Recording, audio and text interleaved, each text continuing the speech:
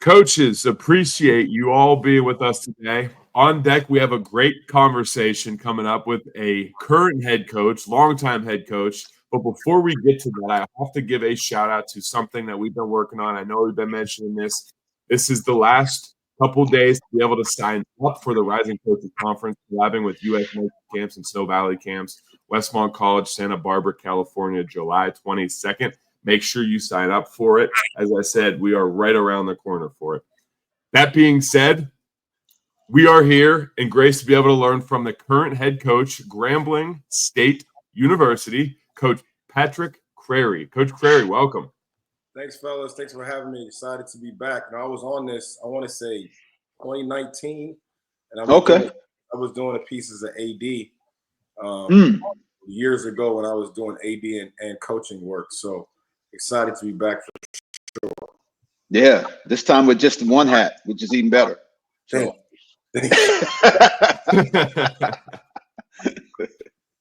I do want to make sure to bring that up at some point because I know that I saw that. And I mean, that's obviously great, especially coming from the athletic director standpoint. You had to do hiring, maybe not for the head coaching position because you were the head coach, but you did have to do hiring for other coaching positions. Plus, being a head coach, obviously, you have to do hiring as well. But we'll touch on that at one point.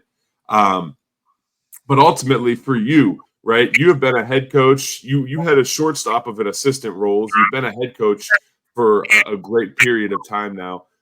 What lit the fire for you in the profession, and like what kind of pushed you into the coaching role? It's crazy. So my dad is a doctor. My mom's a clinical therapist. My grandfather's a doctor. So, and I'm Jamaican. So you gotta understand, like in my household, like I'm a failure because you gotta be a doctor, a lawyer, a CEO. That's like the running joke that we have. I mean, it's better now, but the early years were rough. But for me, I've seen people talk about, following your passion and making it your career. And I saw something recently where this lady was talking about like follow your talents and make it your passion. And so, I was coaching a 9 and under team. I was actually playing at La Sierra University. One of the teammates was on the girls team, and she said, hey, we got an AAU program, mom and pop, everybody's got to pay money. We need some coaches. So me, Brian Wright, who's currently the general manager for the San Antonio Spurs. So myself, Brian Wright, Tim McCoy, who's a NICU nurse now at 6'5", 300 pounds, and one of my other friends. We went over there and we started coaching, and I'm coaching these kids, and they're kind of listening. And fast forward 4 years, they moved me from 9 and under to 13 and under to 16 and under, 17 and under. And I was really good. And so it was something like anybody knows when you do something and you have talent, sometimes you pick up stuff a little faster than other people or you understand things differently. I was just blessed to kind of have that talent that God helped me with. So, I mean, I really got into the profession because I knew I could win. And I knew it was something that I really wanted to do. And so that year I was an assistant. It was 2 years. We were 0-11. My coach was also the AD. He went to the NCAA convention for AD work for 2 days. For 2 games, excuse me. He told me, he said, hey, Pat, you're going to be the head coach now. We won both games. We had a team we lost to by 30, Laverne University, D3 in California. Oh, yeah. We lost by 30. I knew I was going to coach them, so I went back for Christmas break, and we had, this is back VHS days. So at my mom and dad's house for Christmas break, I want to say I'm 23, maybe 22. Pop in that VHS. I didn't do nothing but Christmas break and watch this VHS. I said, bro, they're running 2 plays. We can't stop these 2 plays. Like, what are we doing? So I get back, coach the guys. We win the game, close game. We win the game, and then we won another game. So we had lost 11 in a row. My coach leaves. I come back. I win 2 games.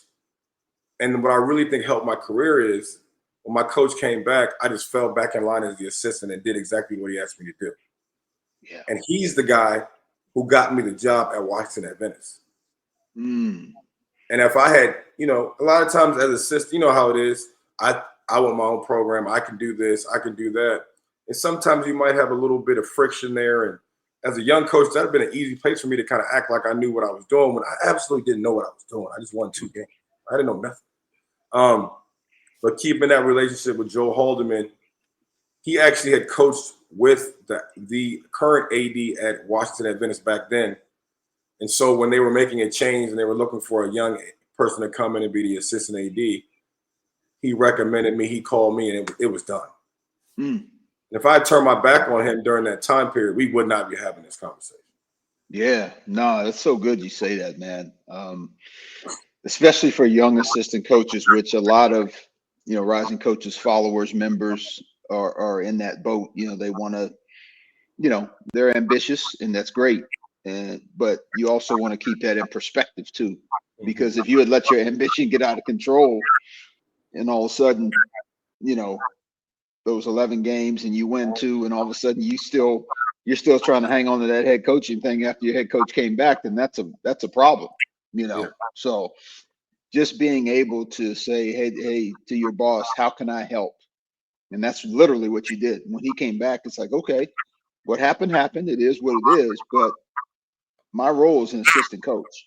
And so to play that out to the fullest the way you did, you probably look back now and realizing you appreciated doing that, and as opposed to there's a wrong turn that you can make there, and that wrong turn is not going to end well. No, I mean, like, just and it's just God protected me and then kind of telling me what to do, kind of pushing me in that way. I'm really faith-based, 7-day Adventist, and so like, he just pushed me.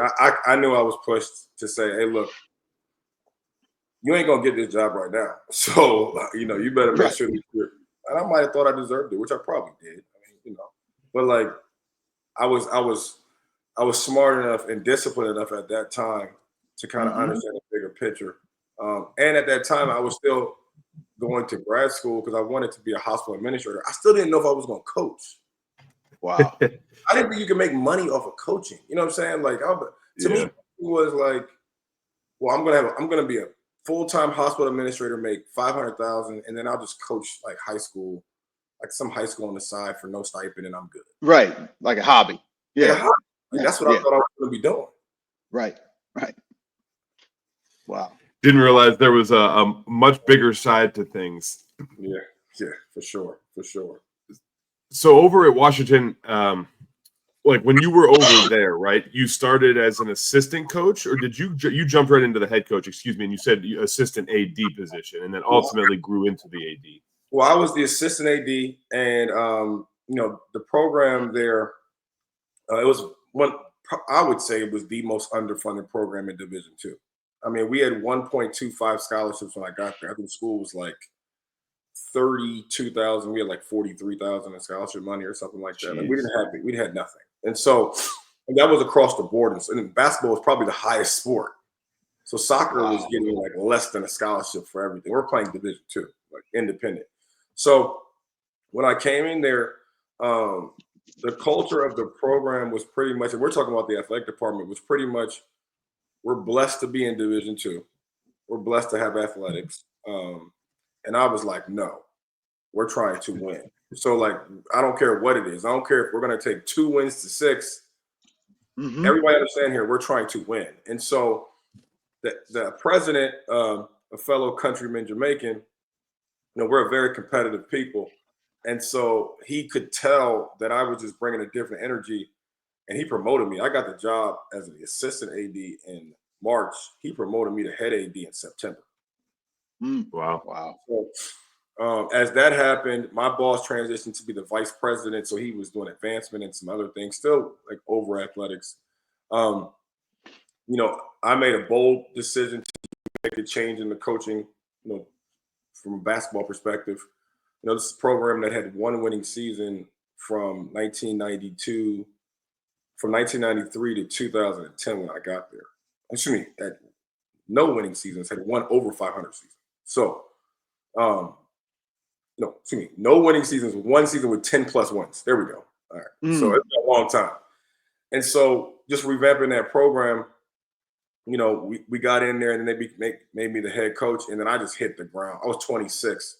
I just hit the ground running. I thought I hit the jackpot. They BSN or whatever we were using back then sent those basketballs and those practice jerseys, and I was going crazy. Like I thought I was our gym seated 150 people. I didn't care. I was the happiest guy in the world. You had to have learned a ton about recruiting, especially not having any scholarships. You know, like, was there anything that, or I should say, one full scholarship? Like, was there much that you learned? Because I feel like you have to really, especially as a young coach, but just you're a first-year head coach. You got to be able to sell the program, sell yourself, sell that you are capable of doing it, plus sell the fact that they're going to have to be going to a D2 school and be paying a good chunk. Like, was there anything that you learned throughout that process to be able to kind of help your recruiting? I will say that, so the first year that team was already good. So I kept the guys and we just rolled. Now, we were 10-16, which was the only second 10-winning season, only second, 10-winning season they had in 20 years almost. So when I got that momentum to go to year 2, I was able to sell, hey, look, I'm turning the program around. What happened before is dead. And recruiting to me is it's sales and marketing. Like, it's sales and marketing. Like, if you can sell something and you can market something, you'll be fine. And so understanding the dynamic of kid that I had to get a kid that was not getting full scholarship offers. I had to get kids that were going to teeter, because there's a lot of Division II schools, especially on the East Coast, like that CACC, that don't really offer fulls for most people. So they're packaging. So my thing was, from a regional standpoint, how do I look at the schools in like the ODAC, the D3 schools, which we know are so good? So kids are getting for the D3, JUCO, want to stay closer to home, and then the kids that were going to like, the NAIACs of the world that were probably still going to pay a certain amount of money. Right. So how can I sell to these kids that I'm young, fun, better, whatever you want to call it, and you can still play at home? Because we all know that DC arguably is the best hotbed for basketball, if not the best, one of the top 3 in the country, and has been for 15 to 20 years. So, that part of it was not hard. I would say the hardest part was getting people in DC to actually believe that I knew what I was talking about. Like that was hard. Right. People, like, our kid's not going there. No, he's not going there. Like, we're not doing that. So, I think that part was hard. But the recruiting, I just learned a lot. I learned about financial aid. I learned about how to work with admissions. I learned what a FAFSA was. I learned about Pell Grants. I learned about EFC. Like, I learned about so many different things, and then different scholarships, outside scholarships. Apply for this. Or you were the class president. Boom, we're gonna throw $500 on that. Or there was so many different ways, to work it. And I just was flexible in what I did and tried to make it the best as we possibly could. And the big thing was, just like recruiting, just like with the teams, like, there's no excuses here. We got to get a job done. We're trying to get results. So figure it out. Yeah, for sure. What was the biggest thing basketball wise you tried to change, when you took over, to have really the second best season in a 20-year period, if we're doing the math correctly in percent. So, what was that year 2 specifically, between year 1 and year 2? I know your talent probably got better in year 2, but really going to year 1 specifically, what basketball wise did you really try to establish to have some success? I'm really being serious about the details. I think for me, when I came in, I don't do this anymore, but we had the book, the huge booklet, like every play, every quote, every slogan, whatever you want to call it. This is like, just play, fast draw. This before all of that stuff. Right. Yeah. The manual. Had the manual. Yeah, the manual. I can't believe I'm this old. So just that intentional, in terms of our preparation in our fall program. Okay, so what we're doing in fall in terms of, we ran, Monday, Tuesday, Wednesday, Thursday. Mondays and Wednesdays were in the gym. Tuesdays and Thursdays were like cross country. And so, like, or one day, I'll never forget, it's the funniest. I love this kid, Jamie Green. It's like raining, pouring outside, right? And this is like a cross country day. Tacoma Park, you got like a Tacoma Park Creek. It's beautiful. We run like 3 miles. The guys are like, I walk into the gym, guys are all laughing. They're like, yeah. I'm like, what's going on? They're like, it's raining. Yeah, like, we run. I said, you ain't got a jacket? Yeah, right. Right. Like, yeah, it's an outdoor day. Right. So there was some hoodies downstairs, and I threw some hoodies on them. Them dudes ran and came back. But to fast forward that, we would be in games that year, and I would be like, they don't run in the rain. They're not tough as you. They're weak, and that was been a motivating factor in kind of getting those guys to understand how much farther. I don't do it anymore. It's 15 years ago. That can kind of push them through. So basketball wise, it was really just focusing on the details. Like I was very detail oriented on our scouts, on our plays, on possessions. My frame point at that time is, okay, we're not as talented as the teams we're playing against. So we have to limit the amount of possessions in these games. We have to be very defensive minded. And then on offense, we have to control the possessions and make sure we're getting high quality shots. So we weren't up there pressing. We weren't up there trying to score 80. Year one was really about staying in games and then trying to outcoach people, put them in that little fear factor. And like, why are we even in the game with this team? Yeah, exactly. No that's what my goal was year one. We were really trying to keep it together. Now, of course, we had like 7 losses by 1 possession my first year. But that's a sign of progress though, because they say the cycle sometimes is, lose big, lose small, win big. There you go. And that's now you actually skipped a step in year one because you lost small. You may have lost some big ones in there, but 7 by 1 point. Think about that, man. I mean, that all of a sudden you're 17-9 knocking on the door. Yeah, we're right there. So that's really good, man.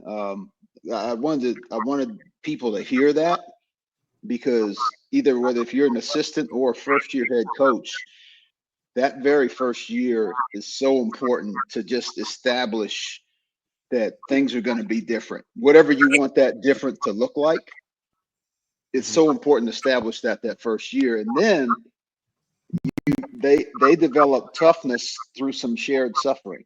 Here we go. And some shared agony. Like that running outside, that's shared agony, but it also became battle cry later in the year, because they had a reference point and they had a flag planted in the ground like, oh, we've been here before. 2 minutes to go, down 10, we'll figure this out, So that's good stuff, man. Really good. No, and especially so for you, I mean, you definitely figured things out, right? You were a head coach, Tacoma, Washington Adventist, St. Thomas. I mean, and then you take a couple leaps, St. Thomas, Florida A&M, Grambling State, right? So, like, looking at the places that you've been, I guess a big question to ask is, like, when you're looking at a new program, you're looking at potentially going to a new school. What are some things that you, like, evaluate? So in essence, like, oh, you're thinking about potentially taking this new position. What are some things that you look at in a school? We could talk like the previous schools if you don't want to talk Grambling, but just like, does this school have a good program? Like the past years, what are some things you evaluate before you step into a new head coaching spot somewhere? I think the big thing, you got to know, these interviews are usually done. Like, your work is your interview. So, when I got to St. Thomas, I mean, it was Miami. Like, what are we talking about? Let's just and so, when I look at, new jobs, of course, ability to win, administration, like what is the ability to win? And then what am I looking like on floor versus ceiling of the program? Some programs have a very high ceiling. Some have a mid ceiling. Some have a supremely low floor, and some have so coming from where I came from in Washington Adventist, I knew what it looked like to have an extremely low floor with very minimal resources. So the ability to win and then communicate with people to help me get to where I need to go. So it's like St. Thomas, for instance, the president, you could talk to Dave Armstrong. He was going to tell you that I was his best interview that he's ever had. He's always told everybody. He's been a president for 10 plus years. I knew that he wanted to win, and he made it very clear with me, like, you have to do this if you want to win. And if you win and don't do this, I don't care. I'm not hiring you. And you won't last. Direct, to the point, this is what it is. Loved it. Okay, I loved working for him. I love St. Thomas. It was a great school, great opportunity. Florida A&M Division I. So, I mean, I coached, what is like 13 years head coach. I mean, I always wanted to coach Division I. Like, guys that say they don't want to coach Division I, like they're either really comfortable or they're lying. Like it's just the truth. Yeah, 100%. You wants you to coach Division I. And so, you know, with the situation with me and Tiffany Dawn Sykes, how she was very aggressive in her approach, I knew, you know, Florida A&M was basically Washington Adventist. You know, Florida A&M has the longest losing seasons in college basketball right now. It's 18 now. Once again, we lost 8 games by 1 possession last year, but we're going to leave that alone. So, but like, you know, I looked at Florida A&M like Washington Adventist.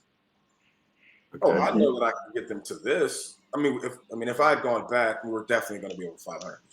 So, you know, and that was my whole goal for year one.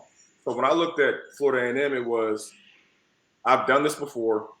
Now I have 12, 13 scholarships. I have a 9,000 people at the school. I have recognition. Now, yes, we had a bunch of limitations, and there's a reason why that they've had some situations, because there's a ton of limitations there.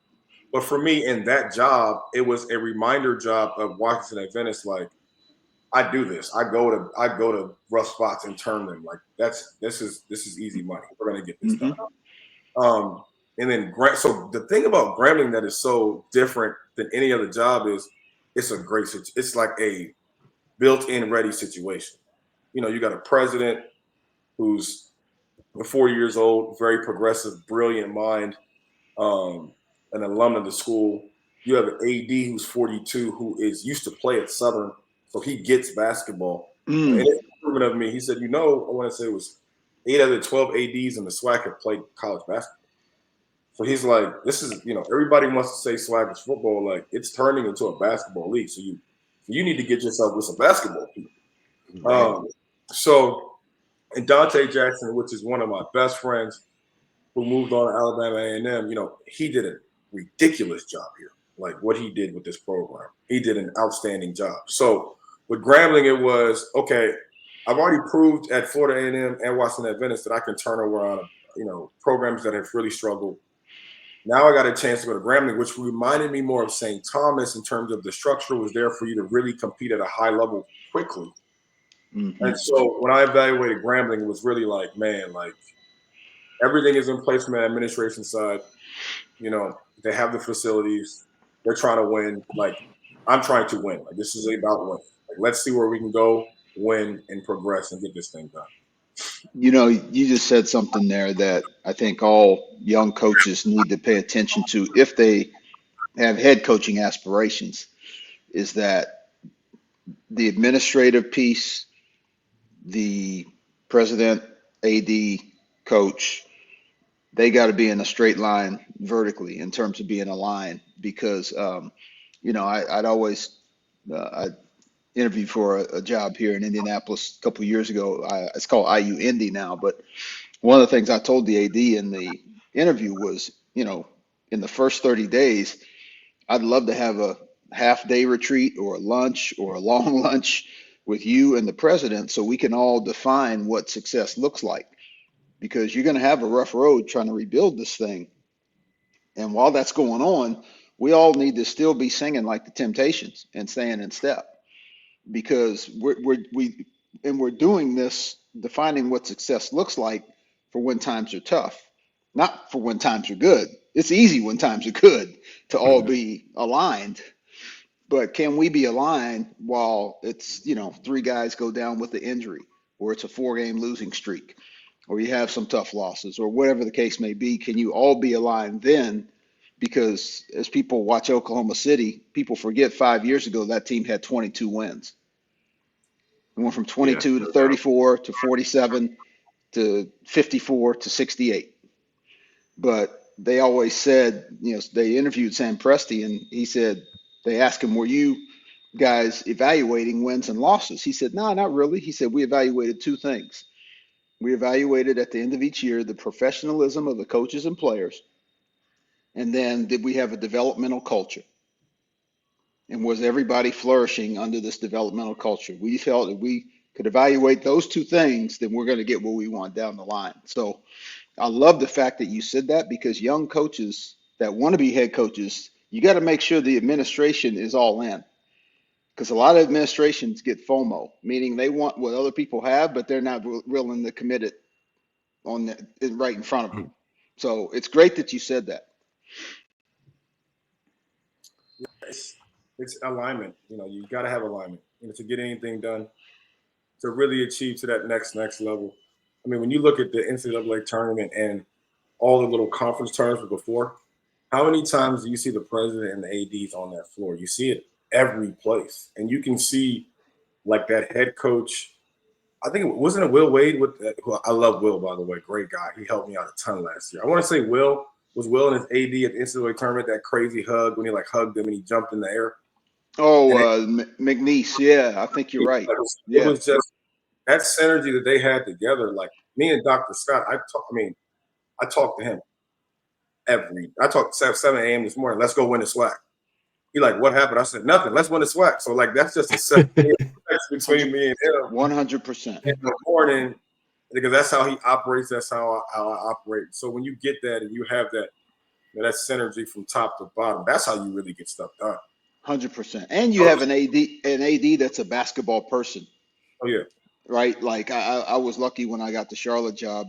The AD was she had been the first women's basketball coach at Charlotte. So I'm like, I have an AD that's called a timeout before. This is great. Like, because that's not the case so much. A lot of times anymore, ADs maybe come from the business side or marketing or development. Nothing wrong.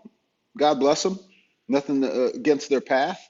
But to have an AD that's a basketball person, that's a big deal, because now you guys can finish each other's sentences just in a different way. It's just a different synergy when that's going on. Because, coaches win games, administrations win championships. Like we all know that. Like you can coach your tail off without the support, you're not winning anything. And so saying that about Grambling, because they had won, 2 years ago, I know that their administration knows what it looks like to win a championship and what it requires. That was the big thing that sold me on this. Yeah, I don't blame you. I've even had an opportunity this year to go through like the hiring process and look at like at least talk with my AD. So he was a former coach, and just kind of what we look for.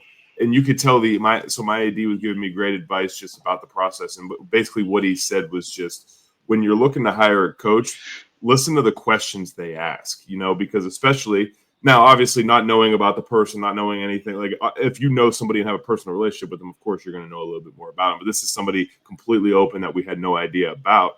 So listen to the questions that they ask, because then it could tell really how much in depth that they went on research. You could tell that they've been in these positions before and asked these type of questions, because if they're just asking basic questions, they're probably just base level, stuff that they found or being fed. But if they've been in a situation before, they're going to have more experienced questions about res life, about financial aid, as you were talking, FAFSA, all that stuff. So no, it's definitely something that you can get to learn about. It's really the interview process. I haven't been through it to specifically say, so I know you two can definitely speak for this more, but I know it's I feel like it can be a stressful time. Sometimes it can move quick. But kind of speaking on that, right? As I said in the beginning, like you've hired people not only as the athletic director over in Washington, but then also just being a head coach, you obviously have to hire people as assistants. What are some things that you look for when hiring that person to be able to work with you? This might be a little controversial, but I never wanted to hire anybody that wanted to be there. Like, you will have to come into these situations that we're working in wanting to work so hard that it propels you to your next situation, understanding that you're only getting to your next situation if you win here. So, right. Honestly, it's the same thing I did with the hiring of the staff here at Grambling. Like, at this point in time in my career, when guys, and I get it, they see it. I'm 41. They might see, he's moving up. Somebody I could probably hang on with him. Like, no, you need to attach your career to your work ethic and to yourself and your family, like, and see where it goes. And so, I really like in the hiring piece to really see what people's ambition are, and then understanding that they have to, really win in that current situation to do the things that they want to do. My staff last year, We had 3 guys on staff, at Florida A&M. One guy just got a Division II head coaching job. Another guy went to Louisiana Lafayette, and another guy went to McNeese State. And they're all, why'd these guys leave? I said, they're progressing in their career. Like, this was you can't stay with me. Let's go. Like, this is right here, And, right. sometimes they come and, look kind of sad, like, oh, coach, I'm sorry about this, but somebody's off. No, go. Like, and when the time is right, we'll run it back. And so, yeah, for sure. 100%. For me, it's really about, that ambition, when I'm looking at, candidates, like, what is your ambition? And then what is your track record in the role we're hiring you for? So I would say the biggest difference with Division I is you're not hiring the 4 best people. You're hiring the 4 people that best fit each job. And I think that's what I struggle with as a young coach. Like, why am I not getting hired? Why am I not getting hired as a head coach? Why is nobody trying to hire me as an assistant? Really it comes down to, how do you fit that role that that coach needs? And like, for instance, we hired 4 spots this year. One of our spots, which is kind of ops, but also you'll be on the floor, but a lot of ops. A lot of that spot to me also had to be a relationship with the locker room and that bridge gap to the locker room. I didn't want that to happen organically. I wanted that to happen forcefully. Like, you are the bridge gap. So make sure before you even get here, you're working those relationships so they feel comfortable in working with you. And you also know me and understand me. You can tell me when I'm on my BS and I need to do better, and we can bridge that gap. Now, I might have been able to get somebody from a much higher level with Division I experience to do that, but they might not be the best fit for me in terms of knowing me and understanding what we need to do for this particular job. So, in the hiring place, just for me, I'm looking at how are you going to fit as organizational structure? It's like taking a team. You're building a team. You're not going to take 12 point guards because they're the best players. You're going to mix and match whose roles work with who, whose personalities work with who, and then how can you work in my culture? Like, I'm very, for lack of better words, when we're in those lines, it's crazy, it's serious, but I run a pretty loose, like, what's up, how we doing, dapping everybody up, making jokes. Like, this is a hard enough game. We try to make it an enjoyable experience for our players and our staff as much as we can for the longest season of any sports that are in college. We have the longest season. So, really when we're looking for staff, that's how I kind of build it, is what is the best situation in terms of each particular job, and then how does that interact with me and then the players that we're bringing in. And so I learned this over the last 2 years, because you can imagine the calls that I got when you get back-to-back Division I jobs. Like, my phone didn't stop ringing my phone rang yesterday. Our staff was done. So it really does. Yeah. And 60% of those calls, you don't even know who it is. Like, you don't even know how your number got out. Well, you're mad that it got out, but you got it. I think the first thing that I did, the mistake that I made was, I'm very especially from being an NAIA coach for so long. I've been to the Final Four and nobody wants to talk to you for a decade. I've been through that period. It's a horrible place to be as a young coach. It is a very difficult place to be, from an emotional standpoint, from a confidence standpoint. Like, you don't know where to go, you don't know who to talk to. Like, and nobody wants to talk to you because they don't think you can do anything for them. Right. So, that's called the logo size up, is what I call that. It's like the logo size up. Like, they check your logo. They look. I haven't worn it. By the way, I have not worn a logo to the Final Four in 3 years, and I love it. I love it. I just wear like a Lululemon shirt and just let you guess. If you don't, good old Lululemon. And if you don't, you don't. I never did. Yeah. I never did, because the people, those who mind don't matter. Those who matter don't mind. Yeah. So I just think, when you're going through that process as a young coach, I was very intentional in my later NAIA years of making sure I was connecting with everybody, like trying to help guys. Like, on Twitter, I was putting out, call me if you need something. During the pandemic, we didn't play, so I was on Zooms every day with young coaches, connecting, doing this and doing that. The problem when you kind of get in that is, well, now you get a job and everybody thinks they're your man, and now you got to put everybody on. Mm-hmm. So my first job, I talked to everybody who called me because I didn't want it to perceive that I moved up a level and then I changed who I was. I'm never going to change who I am. Mm-hmm. That was a mistake. It took too long to answer all these calls. Right. The second go around, it's been a lot more direct, and then also still had a lot of conversations because I was unsure, how we're going to do things here. Mm-hmm. Understanding Louisiana, and then now we're basically into Texas now too. So we're an hour from Texas. So I'm really into Texas and who can help us in Texas. Mm-hmm. So those are kind of the lessons that I learned in the hiring process. And the biggest thing I can say about it for you young coaches is do not take it personally. You can take it personally for an edge. I took it personally, and I use it as an edge to propel me to work harder where I was. Completely. I agree with that. Right. But don't take it personally where you go into a Debbie Downer and you're, oh, woe is me, and now you're victim mentality that you blame your players for having when they don't play well as well. Mm-hmm. Use it as motivation, get better, and start connecting with people. Yeah. Well said, man. I feel like then ultimately your mentality off of exactly what you just said, if you start getting that victim mentality, at some point, maybe that position will come about and you'll find a job.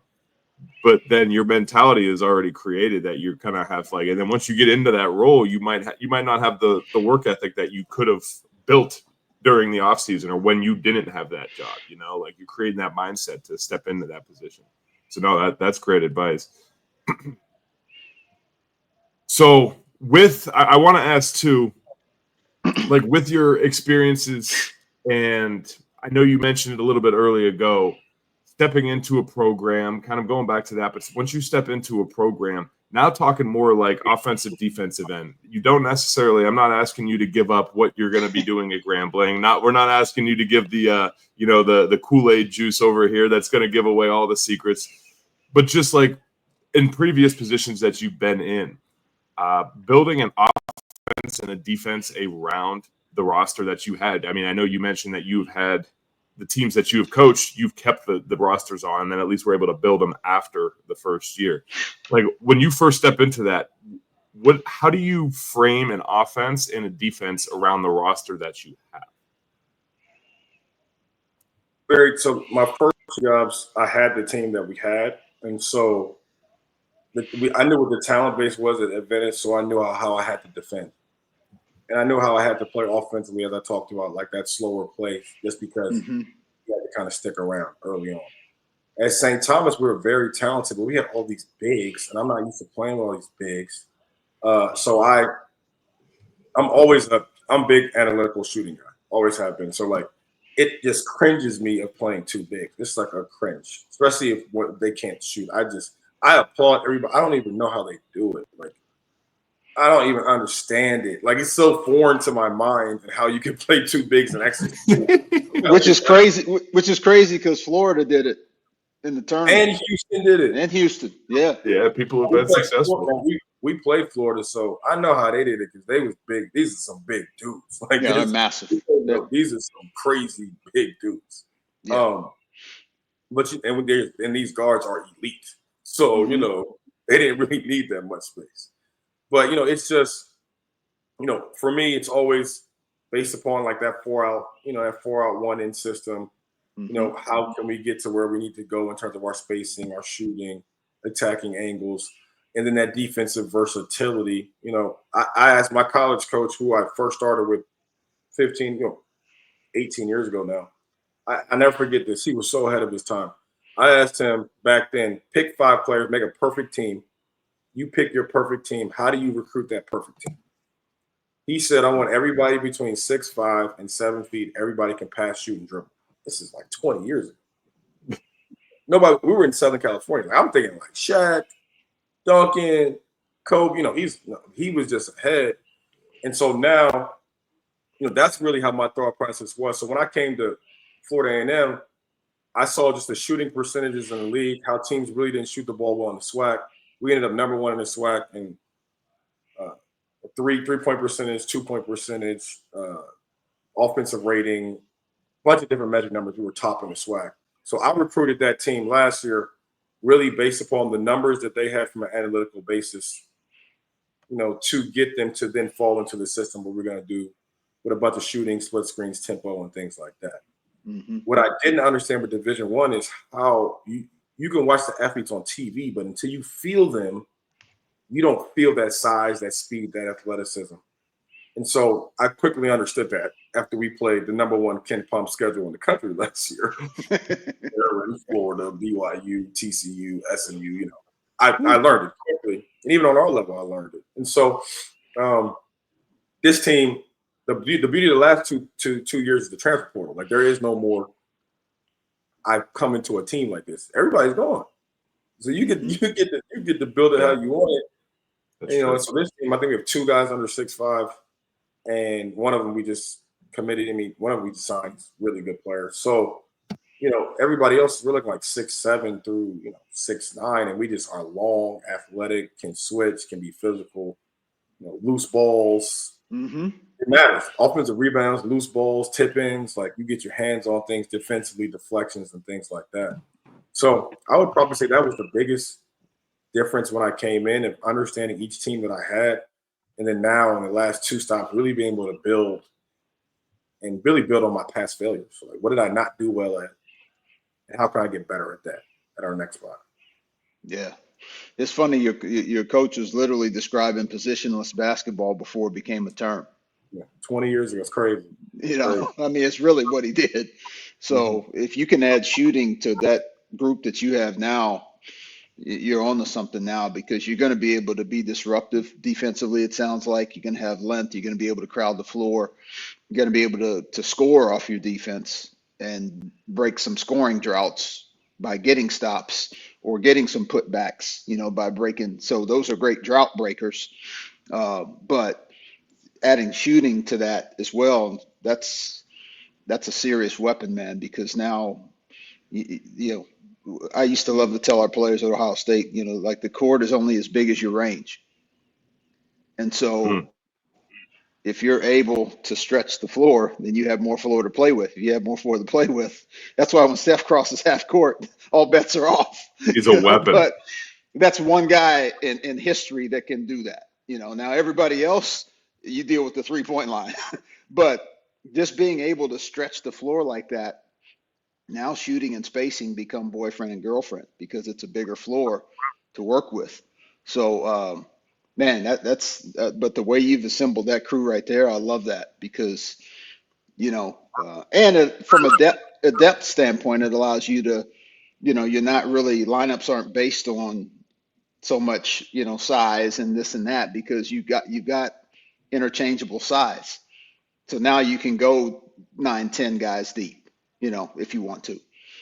So that's good stuff, man. I like that lineup structure.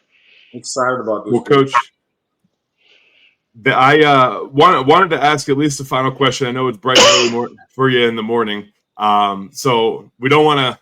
We've got to make sure I know we got you probably before your coffee and everything. I know you said you were getting some stuff done this morning, but we appreciate you for being on here. We typically like to tie it up with just kind of one final question, and that question just being bringing you back, right? I know how you mentioned you started as an assistant, but then ultimately take a Tacoma head coaching position. We were to put you back into your first coaching positions, right? Knowing what you know now, is there any advice you would share with your younger self? Elite question. I would say, just for me and my journey, is patience but persistence. You have to. It's funny. I always like to tell people I have no patience, which I don't really think I do. But back then, just understanding, like, the working of your craft and how you build it and your flexibility can help you moving forward. And so, I love my journey. Like, I love the downs of my journey. I love the ups of my journey. And that's the thing I really want to tell young coaches is, like, you're really going to be built on those failures. Like, that's what it really is about. And so that's what I would tell myself right there. You're going to fail, but you're going to be better because you failed. So don't look at your failure as the end. Look at it as your future.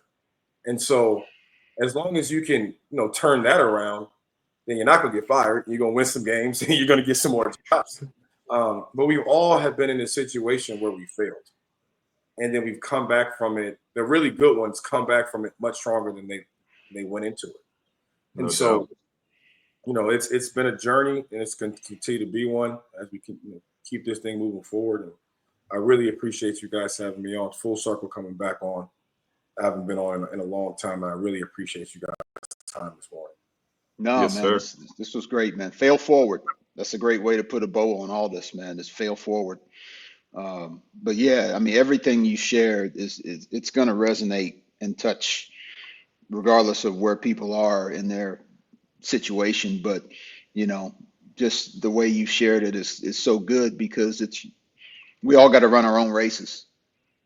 And there's, like we talk about, there's so much FOMO in our profession, and social media creates a lot of the stuff, you know, so you really got to run your own race. And so the way you broke that down today, man, this is great, man. We wish you the best. We know Grambling's, you know, you got a couple Grambling fans as of today, man, because I know one thing, rising coaches got better because of that. So this was really good. We appreciate you. Thanks, fellas, a lot. Really appreciate the time. Yes, sir. No, thank you. And everybody, thank you for tuning in, being able to listen. And for all of you out there, as I always say, we appreciate you for just giving us the time of day. Coach Crarey, we obviously appreciate you for giving us the time of day just to be able to chop it up and talk some hoops. And everybody else out there, another episode of the Rising Coaches Podcast. Alan Major, Doug Caputo here. And all you coaches, keep working, keep rising, coaches. And failure, don't let it set you back, right? Talk to you all soon.